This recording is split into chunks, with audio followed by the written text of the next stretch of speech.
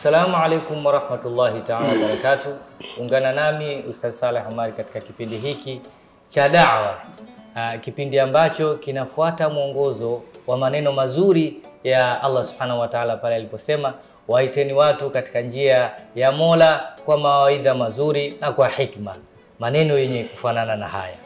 Sasa katika kipindi hiki cha da'wa muendelezo utakuwa ni kuletea mambo mbalimbali ambayo yana manufaa katika dini na dunia yako kwa uwezo wa Allah Subhanahu wa Ta'ala. Na hapa mwanzo bila ya kupoteza muda tutaanza na tukio la saumu ya Ramadhani ambayo ndio tumeingia rasmi.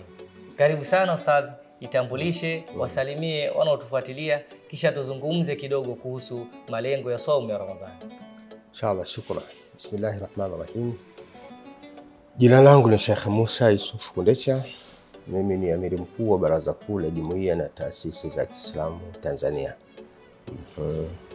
Alhamdulillah, kama ilivyo kwa historia ya kuumba mwanadamu kwa mujibu wa Qur'ani, ndio Mwenyezi Mungu amemuumba kila mwanadamu ili apate kumwabudu. Ndio. Saumu ni katika ibada. Maana yake inaingia katika malengo ya kuumba mwanadamu ili apate kumwabudu Mwenyezi Mungu Subhanahu wa Ta'ala. Kwa hivyo jambo la msingi. Lakini pia kuna haja ya kufahamu vizuri, kumekuwa na tatizo kwenye dhana ya kumwabudu Mwenyezi Mungu Subhanahu wa Ta'ala. Mwanadamu wa kawaida fulani hujiuliza na kufikiri katika mipango yake ya maisha ya kila siku, kama lengo ni kumwabudu Mwenyezi Mungu Subhanahu wa Ta'ala, ndio shughuli zetu binafsi zinafanyika wakati gani na zina nafasi gani? Shughuli za kimaendeleo zinafanyika wakati gani? Kwa hivyo ni vizuri kulielewa jambo vizuri, iwe rahisi kulitekeleza.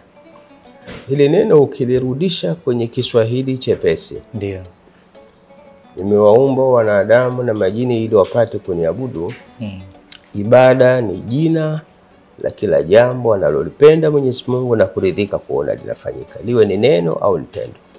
Kwa hivyo Mungu akisema nimemuumba wanadamu ili apate kuniabudu, maana yake nimemuumba jini na wanadamu ili waishi kwa namna ambavyo itanipendeza. Waishi kwa kutekeleza maagizo yanayotaka Mwenyezi Mungu Subhanahu wa Ta'ala katika mazungumzo yao na katika matendo yao. Kwa hivyo jambo ni tafsiri pana, ndio kilugha wanasema ni tafsiri pana, ndio ambayo inahusisha kila shughuli ya mwanadamu anayoifanya. Kama wewe ni mwanamichezo, ndio cheza kwa namna ambayo itamridhisha Mwenyezi Mungu Subhanahu wa Ta'ala. Kama wewe ni msanii, fanya sanaa kwa mujibu ambao itamridhisha Mwenyezi Mungu Subhanahu wa Ta'ala. Kama ni mkulima, lima kwa namna, alimradi kila mmoja hatokwama kwenye shughuli zake. Kwa hiyo ustadhi, unachotaka kuniambia ni kwamba ibada haiwezi kuvuliwa kwenye shughuli yoyote ile ya mwanadamu. Katika kila shughuli ya mwanadamu iko ibada ndani yake. Tena akiwa hai. Labda akifa shughuli za ibada zitasimama. Lakini kama yupo hai, maana yake lazima afanye jambo lake kwa mujibu wa ibada, apate mwongozo unaweza kumsaidia katika kutekeleza shughuli zake za kila siku. Kwa hivyo ile jambo haliwezi kuondoka, lakini pia haliwezi kuharibu shughuli ya mwanadamu. Kila mwanadamu anafanya kazi isipokuwa anatakiwa afanye kwa namna nzuri inapotakiwa. Hilo ni jambo la msingi. Kwa hivyo saumu ni moja katika mambo ya kiibada. Naam, huo ndio ulikuwa utangulizi. Sheikh amegusa baadhi ya mambo ambayo ni ya msingi sana. Jambo kubwa alilozungumza ni kwamba huwezi kuitofautisha ibada na kila ambacho mwanadamu anachokifanya katika uhai wake. Sasa turejee tuzungumze zaidi, tujadili zaidi saumu kama sehemu ya ibada, kama miongoni mwa hizo ibada. Naam, malengo ya saumu. Malengo ya saumu tunaweza kuyapata katika lugha ya jumla iliyosemwa na Mwenyezi Mungu Subhanahu wa Ta'ala pale aliposema ya ayyuhalladhina amanu kutiba alaykumus siyam kama kutiba alal ladhina min qablikum la'allakum tattaqun. Enyi mlioamini, imefanywa ni faradhi kwenye kufunga, nyinyi sio watu wa kwanza, kama ilivyofanywa ni lazima kwa waliokuwa kabla yenu, ili mpate kuwa wacha Mungu. Ucha Mungu ni msamiati. Ndio. ili Mswahili wa kawaida aelewe na pengine atekeleze. Kama unavyofahamu, kutekeleza jambo lolote kunaambatana na kulielewa. Kulielewa huwezi kulifanya sawa sawa. Kwa hiyo ni sawa na kusema Mwenyezi Mungu amekuwekeeni utaratibu wa kufunga ili kukujengeeni mabadiliko ya kitabia. Ndio. Muwe na tabia ya kupenda kila kilicho kizuri na kukichukia kila kilicho kibaya. Hii ni sawa na kusema uchamungu. Uchamungu ni tabia ya kupenda kila kilicho kizuri na kuchukia kila kilicho kibaya. Ni mambo muhimu sana anayohitajika kuwa nayo mwanadamu yote hapa duniani. Ndio. Hakuna mwanadamu asiyependa kufanywa vizuri. Lakini inawezekana msukumo wako wa kitabia haukushawishi kwenda kwenye mambo mazuri. Saumu ina msaada wa kukujenga wewe kitabia, kupenda vilivyo vizuri na kuchukia vilivyo vibaya. Ndio maana unaweza ukaona ushahidi wa kimazingira ikifika Ramadhani, misikiti hujaa watu sana, maeneo ya ibada hujaa watu sana. Kwa sababu gani? Wanajengeka kitabia kupenda kila lililo zuri na kulichukia kila lililo baya. Hii ni fakta muhimu sana katika maisha ya mwanadamu. Ukijengeka katika tabia nzuri kwa kila ulichokifanya, hata kama ukupata thawabu, hilo jambo lina msaada mkubwa kwako katika maisha yako ya kila siku. Litakujengea maelewano mazuri baina yako wewe na mtu wa karibu ulio naye, kama ni rafiki, kama ni mzazi, kama ni mke, kama ni jamaa, kama ni bosi wa kazini. Ukijengeka tabia nzuri, tunasema utajenga muamala mzuri na mahusiano mazuri na watu hao, na hiyo ni hatua ya kwanza inaweza kurekebisha maisha yako kuwa mazuri. Lakini ukiweza kuishi vizuri na wenzio, jambo hili Muumba linampendeza, maana yake utajenga mahusiano mazuri wewe na Mungu wako. Kwa hivyo jambo hili bwana ni msaada maalum wa Mwenyezi Mungu Subhanahu wa Ta'ala kwa wanadamu, ili kuwajengea mabadiliko ya kitabia ya kupenda vilivyo vizuri na kuchukia vilivyo vibaya. Lugha iliyozoeka, mmefaradhishiwa kufunga kama walivyofaradhishiwa waliokuwa kabla yenu, ili mpate kuwa wachamungu. Lakini neno uchamungu, ukiwachukua watu 100 ukawapa karatasi ndogo wakupe maana, unaweza kupata maana 100 kutoka kwao. Kwa hivyo ni vizuri kuweka wazi ili kila mtu aweze kujipima mwenyewe. Ibada inataka ujipime mwenyewe kabla ya kupimwa na kupimwa. Sawa. Maelezo mazuri kabisa kutoka kwa Shekhe.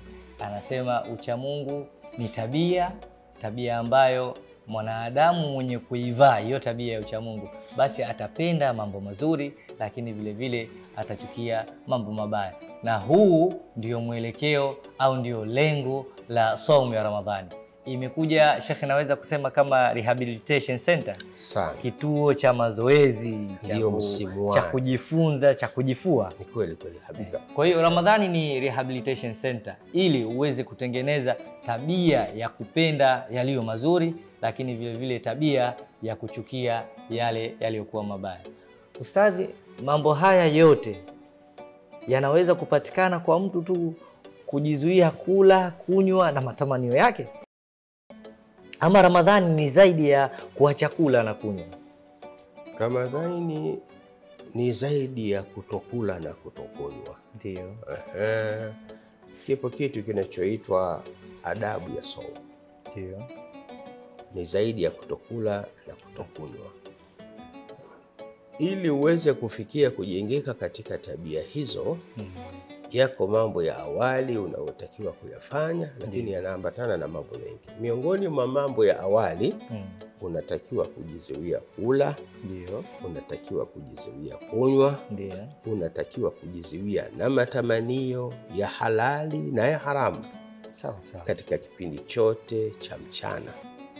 Je, nikichagua kufanya hivi, kujizuia usiku, naweza kupata tija hiyo? Huwezi kupata tija hiyo, kwa sababu utakuwa umeondoka katika adabu ya saumu na taratibu zake. Mwanadamu ana milango ya fahamu. Miongoni mwa milango ya fahamu ambayo ndiyo inayomkusanyia maarifa mengi na ujuzi wake na vitu vingi anavyopata katika maisha yake.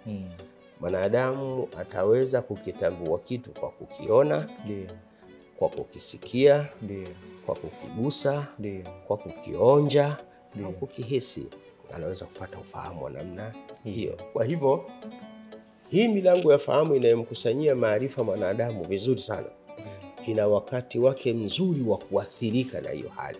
Ndio. Mchana ni wakati muhimu sana wa milango ya fahamu kufanya kazi vizuri. Sawa sawa. Macho ya mwanadamu yanaona kwa mwangaza mzuri kabisa. Ndio. Nafikiri unaweza ukafahamu nishati ya jua namna ilivyo. Ndio. Sije unaweza kuifananisha na taa yenye volti ngapi. Nishati ile inamwezesha mwanadamu kuona vitu vingi sana. Ndio. Na kukusanya maarifa hayo katika akili yake. Kama Qur'ani inavyosema, waja'alna al-laila libasa, tumeufanya usiku ni kama vazi. Kule kutoona vitu sawasawa kwa usiku kunamfanya mwanadamu apungukiwe kupata vitu vingi katika mazingira hayo. Sasa katika kipindi hichi anapata vitu vingi sana. Milango hii ya fahamu inadhibitiwa. Inadhibitiwa kama anavyosema Mtume Muhammad sallallahu alaihi wasallam, inna shaytana yajri min ibni adam majra dam. Hakika shaitani, nisikilize vizuri hapo ili wakati ukiniuliza uniulize kwa msingi huu.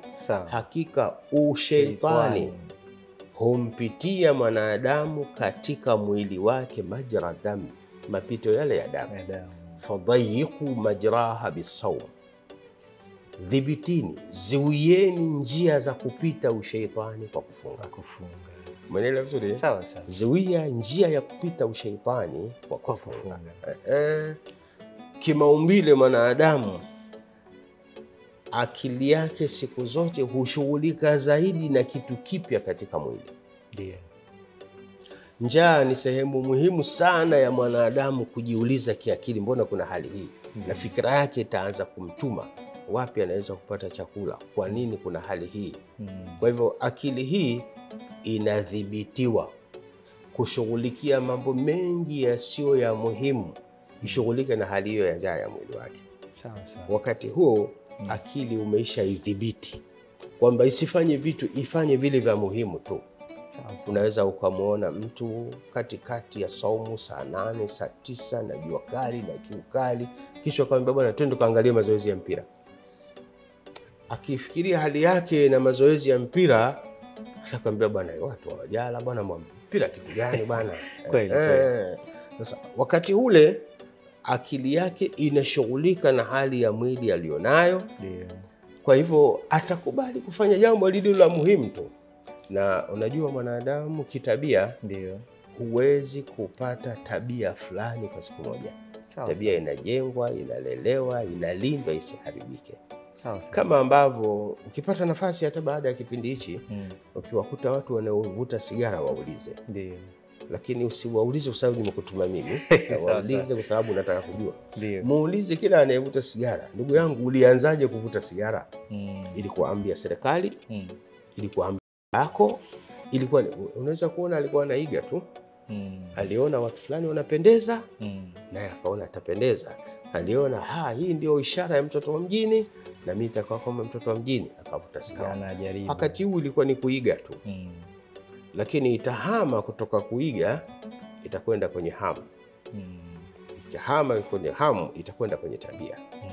Ikishafika kuwa ni tabia, huyu hawezi kuacha sigara. Hata akiambiwa na dokta, unajua kukohoa huko ni kwa sababu ya sigara, atamwambia dokta, wangapi wanavuta sigara wakohoi? Ugonjwa tu.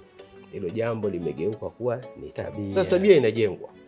Tabia inajengwa, na ikisha imarika, alhamdulillah, kufanya jambo kwa msukumo wa tabia ni rahisi sana kuliko kufanya jambo kwa msukumo wa kujua. Msukumo wa tabia ni jambo la muhimu. Kwa hivyo saumu ina kazi ya kumrithisha mtu kila siku anapofunga. Mchana ule anaona vitu vingi, anadhibitiwa na saumu. Anajengeka tabia ya kupuuza baadhi ya vitu. Kwa hivyo hata ikitokea amekula, tabia ile ya kupuuza baadhi ya vitu inajitokeza, na hiyo itamsaidia sana katika maisha yake ya kila siku. Ndio maana saumu inatakiwa ifungwe mchana na sio usiku. Sawa. Maneno mazuri kabisa kutoka kwa Sheikh Kundecha. Anasema saumu si kujizuia tu kula na kunywa, isipokuwa hatua inayofuata baada ni kudhibiti milango ya fahamu ile ambayo mchana kutwa inashughulika na mambo tofauti tofauti. Inadhibitiwa vipi? Inadhibitiwa kuacha kufanyia kazi kila ambacho aidha inaona, inasikia, inahisi, lakini kufanya kazi yale ya msingi peke yake.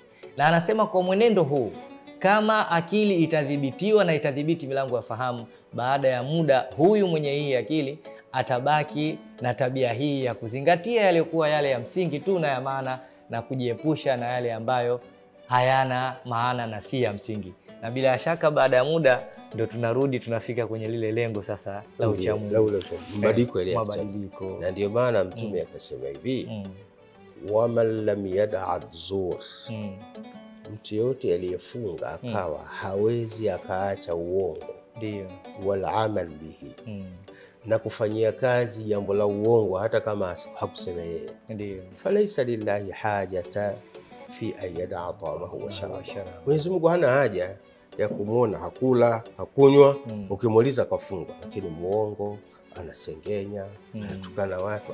Saumu haiko huko kukuzuia kula na kunywa, saumu inataka kukujenga kitabia.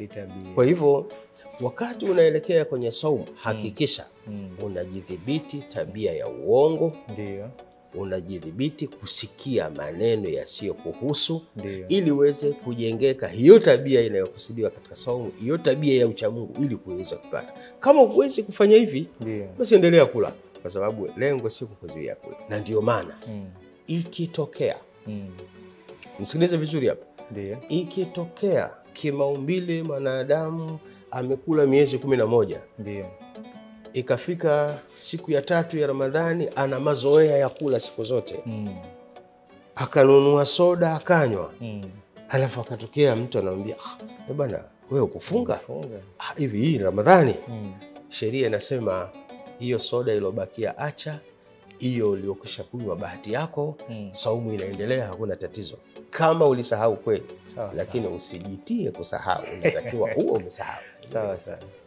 Na bila shaka tumemsikia shekhe, ametutengenezea mazingira mazuri, na wewe mtazamaji utakuwa tayari umeshajifunza ya kwamba iko haja ya kuyafahamu malengo. Ukiyafahamu malengo, itakuwa rahisi kujua wapi unapoelekea. Yaliyozungumzwa hapa ni malengo ya saumu ya Ramadhani. Bila shaka na wewe utakuwa umejua mawili matatu kuhusu malengo ya saumu ya Ramadhani. Kazi ni kwako sasa kufanyia kazi yale ambayo shekhe ametuelezea. Mpaka wakati mwingine tena, assalamu alaikum wala afwa minkum.